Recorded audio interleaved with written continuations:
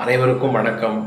இன்றைய ஜோதிட நிகழ்ச்சியில் நாம் பார்க்க இருக்கின்ற அற்புதமான ஒரு ஜோதிட தகவல் என்னவென்று சொன்னால், புனிதா என்ற நேயர் தன் ஜாதக சம்பந்தமான குறிப்புகளை அனுப்பி சில கேள்விகளை கேட்டிருக்கிறார். அவருடைய கேள்வி என்ன, கேள்விக்கான பதில் என்ன, பரிகாரம் என்னவென்று பார்ப்போம். ஐயா, என்னுடைய பெயர் புனிதா.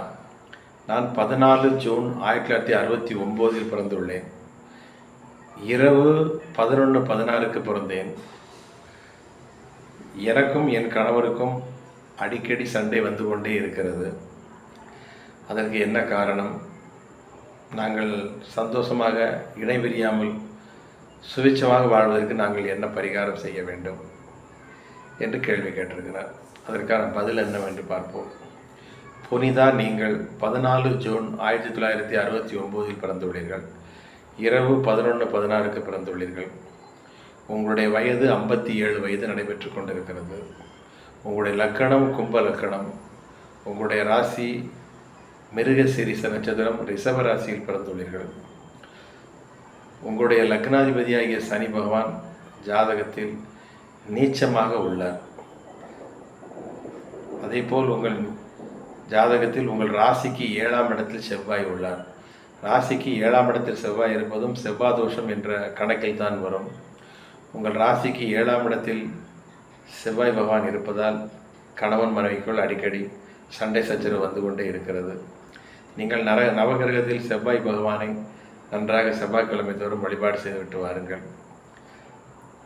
அதேபோல் உங்கள் லக்னாதிபதியாகிய சனி பகவான் நீச்சமாக இருப்பதால் உங்கள் கணவர் அமைதியாக இருந்தாலும் நீங்கள் சும்மா இருக்க மாட்டீர்கள். ஏதாவது பிரச்சனையை கிளப்பிக் கொண்டே இருப்பீர்கள். உங்கள் ஜாதகத்தில் லக்னாதிபதியாகிய சனி நீச்சமாக இருப்பதால் நீங்களும் ஒரு முதன்மையான காரணமாக இருப்பீர்கள். திருமண வாழ்க்கையில் கணவன் மனைவிக்குள் ஏற்படும் பிரச்சனைக்கு நீங்களும் ஒரு முதன்மை காரணமாக கண்டிப்பாக இருப்பீர்கள். எனவே உங்கள் ஜாதகத்தில் லக்னாதிபதி நீச்சமாக இருப்பதால் நீங்கள் சற்று விட்டு கொடுத்து செல்லுங்கள். ஒரு சனிக்கிழமை சனி சாந்தி ஹோமம் என்ற ஹோமத்தை கண்டிப்பாக பண்ணுங்கள். உங்களுடைய குணம் மாறிவிட்டால் கண்டிப்பாக உங்களுக்கும் கணவருக்கும் இடையே சண்டை சச்சரவுகள் கண்டிப்பாக குறையும். லக்னாதிபதி நீச்சமாக இருப்பதால் நீங்களும் சும்மா இருக்க மாட்டீர்கள். எதையாவது ஒன்று பேசிக்கிட்டே இருப்பீங்க. அதனால தான் பிரச்சனை வருது.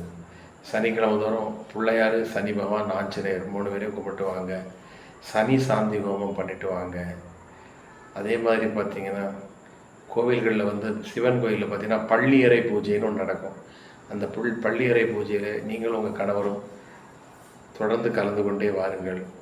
கண்டிப்பாக உங்கள் வீட்டில் சண்டை சச்சரவுகள் நீங்கி ஒற்றுமை ஓங்கி கணவன் மனைவிக்குள் நல்ல ஒரு பிணக்கம் ஏற்படும்.